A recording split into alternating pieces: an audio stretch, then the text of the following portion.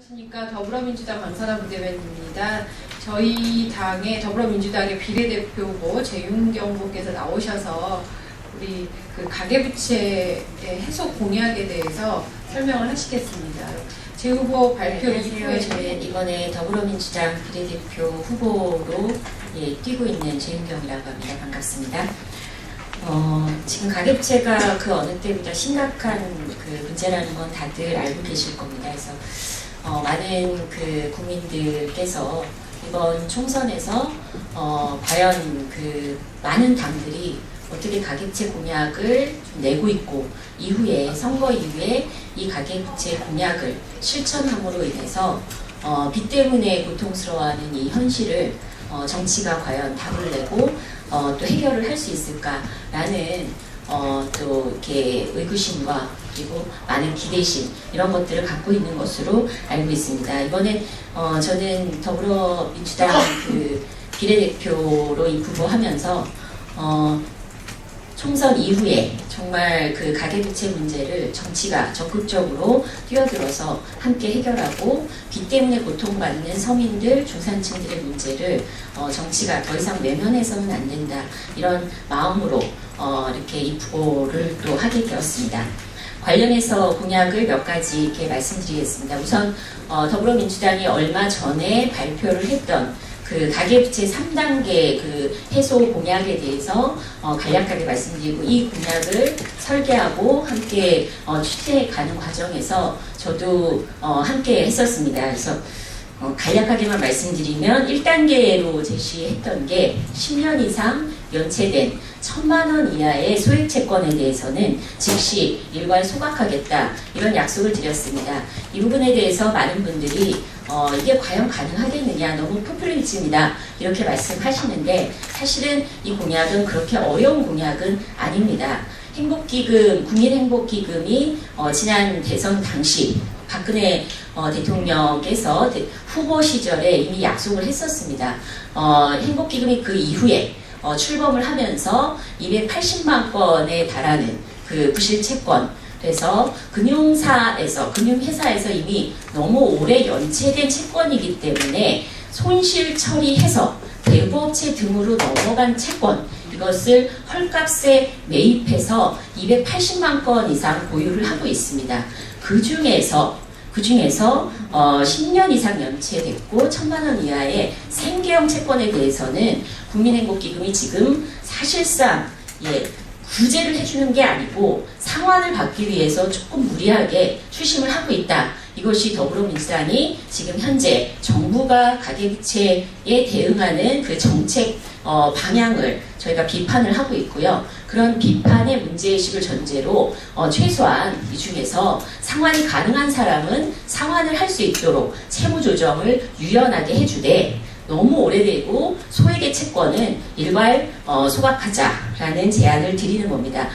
이 정책은 1,000만 원 이하의 빚을 탕감하기 위해서 1,000만 원 개별 채권에 따라 1,000만 원씩 세금이 투입되는 정책이 아닙니다.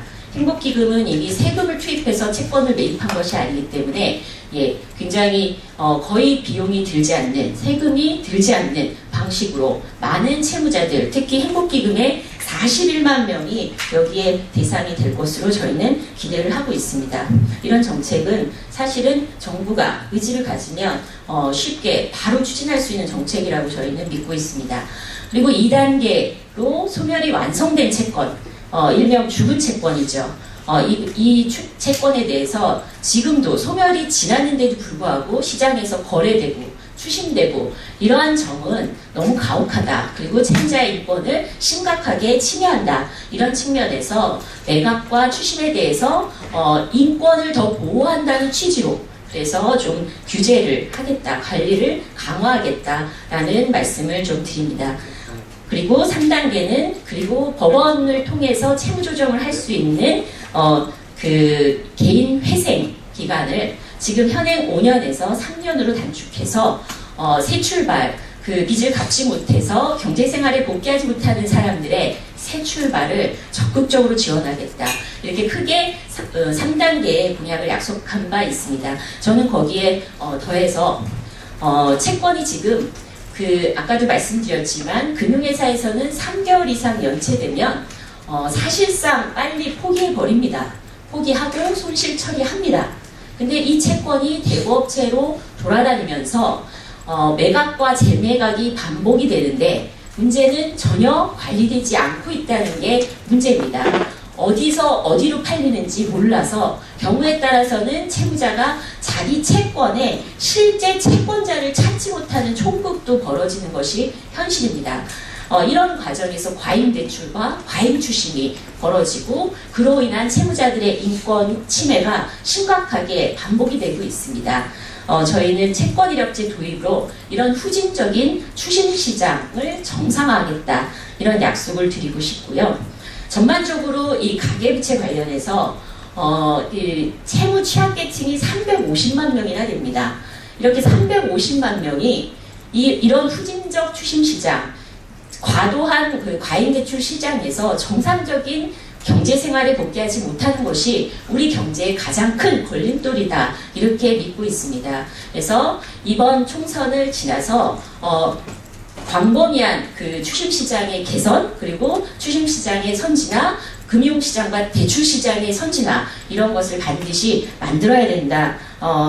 그런 의미에서 채권이력제 그리고 채무자 대리인 제도도 확대할 계획이고요. 또 추심 단계에서 비인간적인 추심 내용 이런 것들을 대폭 규제를 강화하겠다 이런 약속을 드립니다. 그리고 서울시에 이미 지난 대선 당시 공약으로 약속했던 금융복지상담센터가 서울시에 설치돼서 4년간 상담을 진행해 왔습니다. 상담을 통해서 4년간 무려 4,120억 원의 채무가 사실은 파산 면책을 받거나 개인회생을 받을 수 있도록 도움을 받았습니다. 이 센터를 전국에 확대 설치하도록 할 것입니다. 그리고 지금 현재 국민행복기금이 과도하게 은행의 수익을 안겨주는 방식으로 운영되고 있는 것이 아니냐라는 비판을 받고 있습니다. 이를 과감히 개선해서 국민에게 실제로 도움이 되는 채무자들에게 새 출발의 디딤돌이 되는 행복기금으로 개선하겠다는 것을 약속드립니다. 근본적으로 그렇습니다. 그 돈을 빌려주고 또 갚는 이런 채권 채무 시장에서 채무자의 의무도 대단히 중요합니다. 당연히 돈을 빌렸으면 갚아야 됩니다. 그렇지만 돈을 빌려준 채권자의 책임도 저는 매우 무겁다 이렇게 생각합니다. 근데 우리 사회는 그동안 채무자의 의무만을 책임만을 강조하고 채권자의 책임은 사실상 많은 의무를 가하지 못했던 것이 사실입니다.